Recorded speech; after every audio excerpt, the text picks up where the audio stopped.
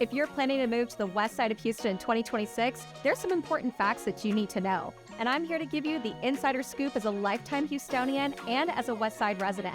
These are my honest opinions that every buyer needs to know and not necessarily just something you can Google. Hi, I'm Carolyn Bauerschlag, a local real estate agent helping people just like you relocate from all over our country right to our great city. And if you're thinking about making a move to the West Houston area, I would love to add you to our client family. A primary consideration in any buyer's move is what their commute to work is going to look like every single day. And as the fourth largest city in the United States, Houston always has major roads that are under construction. Here's what you need to watch out for in 2026. The first thing that you need to know is that there's a massive overhaul going on at the intersection of I-10 and 45. Right now, that intersection largely is in low-lying areas that's in the White Oak Bayou floodplain. And what these guys are doing is trying to make sure that this is on an elevated flyover. And that construction started in 2026 and is supposed to really extend for the next 2 years. So what that means is if you live on the west side and you have to commute anywhere that approaches inside the loop or inside 610 on your way to downtown, you're probably going to need to find some alternate routes or get used to using the HOV or carpooling with a friend. Now to hit you with a little bit of good news, the Westpark toll expansion is nearly complete. Now the Westpark toll is the main artery that connects the southwest side of Katy, Fulshear, Richmond, all the way in towards downtown. Now this construction project has been going on for several years, and the good news is that it's supposed to complete sometime at the end of 2026. Now this is about 8 or 9 months ahead of schedule, which who's ever heard of that? So if you live in Fulshear, Richmond, Southwest Katy, and you have a commute that goes into the Beltway or to the Galleria area or to downtown, I could say that you are probably going to experience a better time than most people have had within the last couple of years. Do be mindful, though, that the Westpark toll is, of course, a toll. So it's going to cost you several dollars commuting each way, both into work and coming home, if you choose to live out in those areas. Now, another major thing that you need to know is that the Grand Parkway is about to undergo an expansion in a place that needs it terribly. It's between I-10 and 290 on the northwest side. Now, this has always been a toll road ever since it opened, and it's going to remain a toll road. This is a little bit confusing to people who don't live here because the Grand Parkway is free from I-10 all the way south to the Westpark toll. So our expansion in that little corridor from I-10 to 1093 has been going on for the last couple of years, and we are this close to it actually being done. But of course, they're going to start in the next segment. So there's a huge amount of congestion in between I-10 and 290 right now, and construction to expand it is supposed to start sometime in the middle of 2026. Now, I was looking for slightly better news than what I found. It's definitely going to get worse before it gets better. Projections are that this construction project is going to take somewhere in the neighborhood of 3 to 4 years. So it will get worse before it gets better, but this is a much needed alleviation of heavy congestion in that high growth area. Now, another important thing that you need to know if you're relocating to Houston in 2026 is that Harris County and FEMA are working on the long-awaited redraw of the flood boundary zones. Now, in English, what this means is that FEMA doesn't really redraw their maps all the time, and most of the data that we have and that we've been using predates massive events like Hurricane Harvey or the tax day floods, right? So what we're looking at is Harris County and FEMA working on flood maps that are in draft form, and it'll probably be like this for the next several years. Now, historically, these FEMA flood maps have been elevation-based, right? So your risk of flooding has largely been assessed on your elevation relative to sea level and where all of the runoffs and watersheds are. Now, that's still going to be true, but what they're trying to accomplish with these new maps is to embed historical data, runoff patterns, what's happened in previous flooding events to more accurately assess risks. Now, there's going to be, of course, a lot of things to say, a lot of opinions that people will have, and what does that really mean for you as someone who's relocating here? Ultimately, what's expected is that the number of homes that are going to be redrawn into a high-risk area are going to double. So right now, what we call high risk is a home that's considered to have a 1% risk of flooding every single year. And right now in Houston, that number sits at about 160,000 homes. When this is all said and done, it is largely expected that maybe 330,000 homes, or roughly double of those number, will end up in the high flood risk area. So for anyone else that gets redrawn into, let's say, a low risk area like the 500-year floodplain, nothing's really going to change for you as far as like your financial implications. So all that to say, like, if you were in the 100-year floodplain and you get redrawn into a 100-year floodplain and you weren't previously, your insurance goes from optional for flood insurance to mandatory. And optional flood insurance is maybe just shy of $1,000 a year. Mandatory flood insurance is going to cost you a couple $1,000s a year, right? So my preference for any client is that we are not in the 100-year floodplain whenever we're purchasing. If you're in the 500-year, I would say most people are willing to bear that risk. But this is something for you to at least put in your back pocket, right? So when I'm working with a client, what I want to make sure is that we largely avoid the 100-year floodplain areas and reconsider what our risk tolerance is in that middle or 500-year flood risk. Now, another thing I want you to consider about moving to the west side is going to be school districts. And if you're considering the big three on the west side, which would be Katy ISD, Cy-Fair ISD, and Lamar Consolidated, are both the costs associated and some zoning considerations. Now, I like to joke with people that no one moves to the west side because they believe in the commute, right? Everyone's moving to the west side typically because they know that the school districts are great.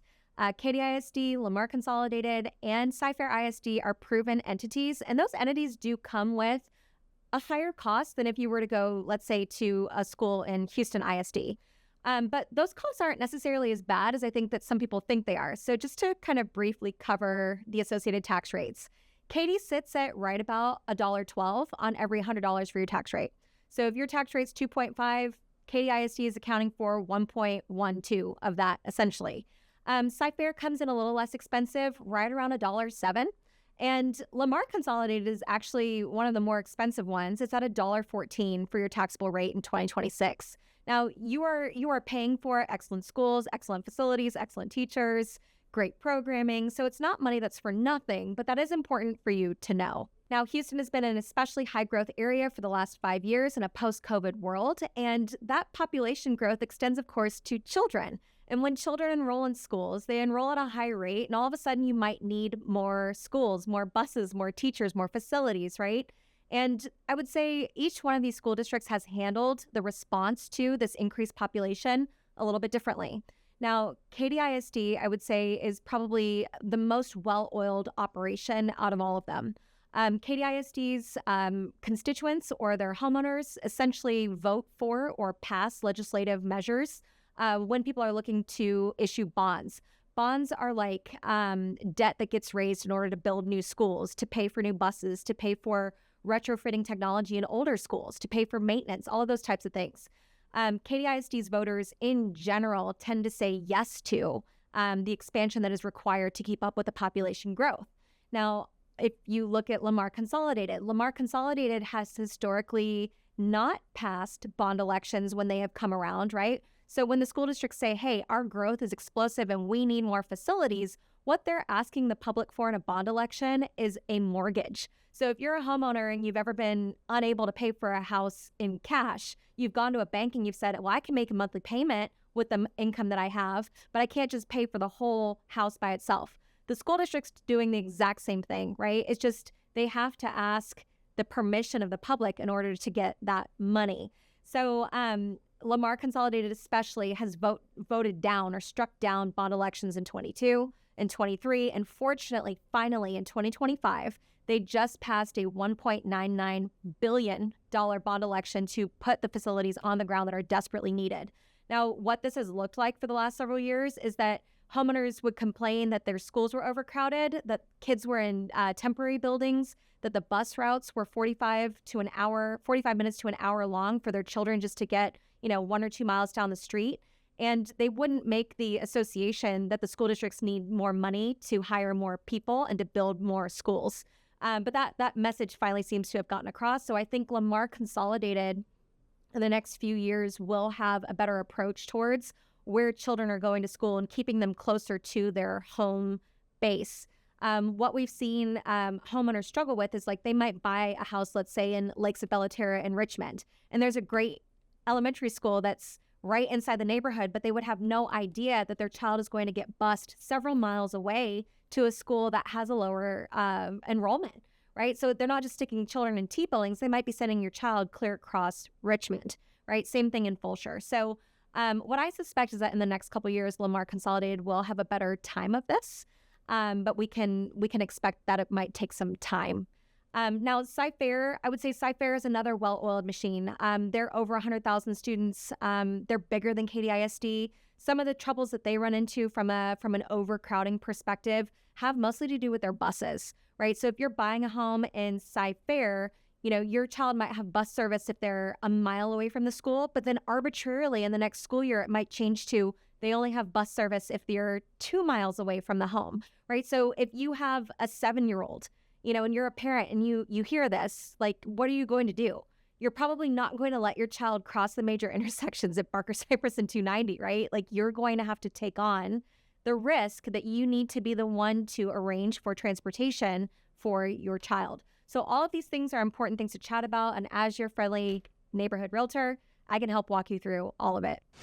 Now, the last major thing that I think you need to know if you're considering relocating to the west side of Houston in 2026 is how the incentives of new construction kind of interweave with the hidden costs of that same thing. So let's chat about that. One of the most common questions I get asked as an agent is, what do you think of this new construction neighborhood? And my answer always depends, but these are the important things, especially that I would pay attention to. The first thing to be careful of in 2026 is to make sure that you're getting a fair price on the home. Now, builders are masters at making sure that they incentivize everything but price. And the main way that they do this is try to offer you really big interest rate incentives to make sure that your monthly payment is low or tolerable. But what I want you to always consider, especially in 2026, is that you are paying a price that's going to position you for success for appreciation over time, not that you're just going to get a really attractive looking payment.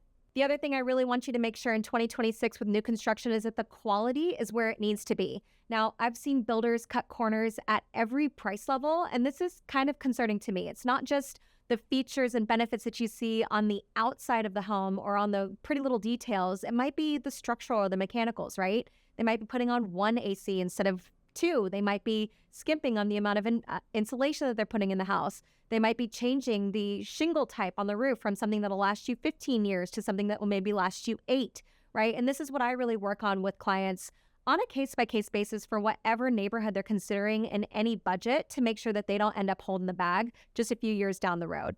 And if you're buying new construction in 2026, make sure you understand the carrying costs of those property taxes and the HOA, right? So the property taxes tend to be higher in new construction areas because in Houston, especially on the west side, we have things called municipal utility districts. And those municipal utility districts exist to turn fields, ranches, and rice paddies literally into neighborhoods, right? So they're going to be paying for the streets, the drainage, the sewage, the electricity, the gas, all of it to make sure that you have a functional, usable neighborhood. And that money gets paid off with your MUD taxes or your property taxes, right?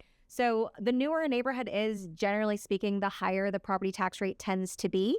And kind of something similar with the HOA, right? Like they're going to charge you some money annually with the HOA. Those fees tend to not go down over time. They tend to increase. So I want you to look past kind of the shiny glossy whenever you're considering new construction in 2026 and work again with your friendly neighborhood realtor to make sure that you understand the comprehensive implication of moving forward on a home like that.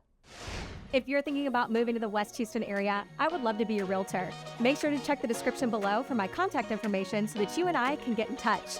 And if you found value in this video here today, make sure to click the link below and subscribe because we put content like this out every single week. See you soon.